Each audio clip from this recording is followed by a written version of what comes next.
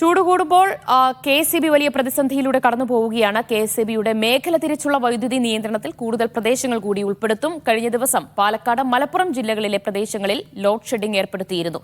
മലബാർ മേഖലയ്ക്ക് പുറമെ ആലപ്പുഴ, കൊല്ലം ജില്ലകളിലെ ചില പ്രദേശങ്ങളിൽ നിയന്ത്രണം കൊണ്ടുവരേണ്ടി വരും.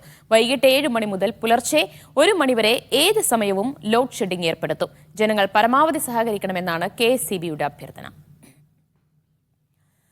പാലക്കാട് നിന്ന് നന്ദഗോപാലും തിരുവനന്തപുരത്ത് നിന്ന് RB സനൂപും ചേരുന്നു. സനൂപ്, കെ.എസ്.ഇ.ബി. വലിയ പ്രതിസന്ധിയിലൂടെയാണ് കടന്നു പോകുന്നത്. അതുമായി ബന്ധപ്പെട്ട റിപ്പോർട്ടുകളൊക്കെ കഴിഞ്ഞ ദിവസം പുറത്തു വന്നിരുന്നു. അപ്പോൾ ഒരു പ്രഖ്യാപിത ലോഡ് ഷെഡിംഗ് ഇല്ല സംസ്ഥാനത്തുടനീളം. പക്ഷേ എങ്കിലും ഒരു അപ്രഖ്യാപിത ലോഡ് ഷെഡിംഗ് പലയിടങ്ങളിലും തുടരേണ്ടി വരുമെന്നാണോ കെ.എസ്.ഇ.ബി. അറിയിക്കുന്നത്?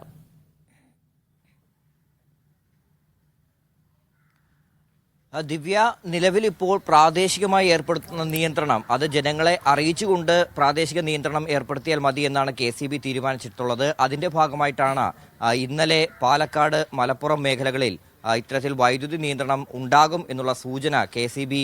നൽകിയിട്ടുള്ളത്.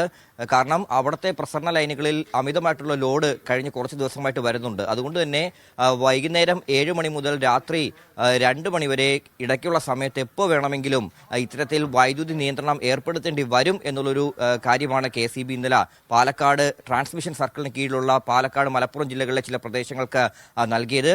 അതേപോലെ തന്നെ സംസ്ഥാനത്തിന്റെ മറ്റ് ചില പ്രദേശങ്ങളും കെ.എസ്.ഇ.ബി. കണ്ടെത്തിയിട്ടുണ്ട്. മൊത്തമായിട്ടുള്ള ഒരു ലോഡ് ഷെഡിംഗിലേക്ക് പോകേണ്ട എന്ന് നേരത്തെ തന്നെ കെ.എസ്.ഇ.ബി. തീരുമാനിച്ചിരുന്നു. സർക്കാരിന്റെ നിർദ്ദേശപ്രകാരമാണ് പ്രാദേശിക നിയന്ത്രണം ഏർപ്പെടുത്തിയാൽ മതി എന്നുള്ള തരത്തിലേക്ക് കെ.എസ്.ഇ.ബി. കാര്യങ്ങൾ എത്തിച്ചത്. ആലപ്പുഴയിലെ ചില ഭാഗങ്ങൾ, കൊല്ലം മേഖലയിൽ 2 സബ്സ്റ്റേഷന് കീഴിൽ വരുന്ന പ്രദേശങ്ങൾ, അതുപോലെ കണ്ണൂർ തുടങ്ങിയ പ്രദേശത്തൊക്കെ ഈ നിയന്ത്രണം വരും ദിവസങ്ങളിൽ ഏർപ്പെടുത്തേണ്ടി വരും എന്നുള്ളൊരു സാഹചര്യമാണ് നിലനിൽക്കുന്നത്.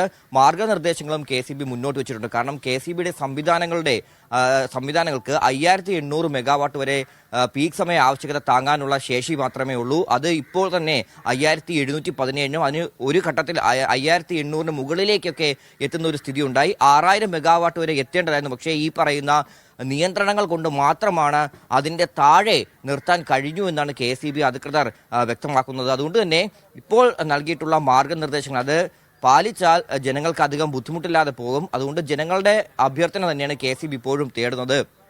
ഇന്നലെ ഇറക്കിയ മാർഗനിർദ്ദേശത്തിൽ പ്രധാനമായിട്ടും ഗാർഹിക ഉപഭോക്താക്കളോട് ആവശ്യപ്പെട്ടിട്ടുള്ളത് AC-യുടെ ഉപയോഗം അത് നിലവിലെ ചൂടിന്റെ അടിസ്ഥാനത്തിൽ കുറയ്ക്കാൻ കഴിയില്ല. പക്ഷെ എന്നാൽ പോലും 2ഉം 3ഉം AC ഉള്ള വീടുകളിൽ ഒരു AC-യിലേക്കൊക്കെ ചുരുക്കുക. അതുമാത്രമല്ല AC-യുടെ താപനില അത് 26 ഡിഗ്രി സെൽഷ്യസ് ആയിട്ട് നിജപ്പെടുത്തണം എന്നുള്ളൊരു നിർദ്ദേശം കെ.എസ്.ഇ.ബി. മുന്നോട്ട് വെച്ചിട്ടുണ്ടായിരുന്നു.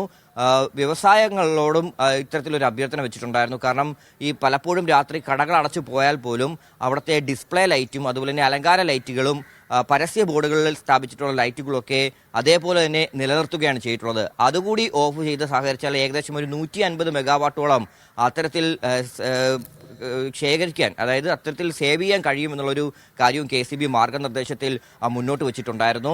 അതുപോലെ ഫാക്ടറികളുടെ പ്രവർത്തനം അത് 10 മണിക്കും രാത്രി 10 മണിക്കും 2 മണിക്കും ഇടയിൽ അതിൻ്റെ ഒരു പ്രവർത്തനം കുറയ്ക്കുക എന്നുള്ളൊരു കാര്യം കൂടി അറിയിച്ചിട്ടുണ്ട്. അതായത് ആ പ്രദേശങ്ങളിൽ, ഈ പറയുന്ന അമിത ലോഡ് വരുന്ന പ്രദേശങ്ങളിൽ കൂടുതലായിട്ട് ഈ പറയുന്ന ഫാക്ടറികളുടെ ഒരു സഹകരണം കെ.എസ്.ഇ.ബി. തേടുന്നുണ്ട്. അതിനോടൊപ്പം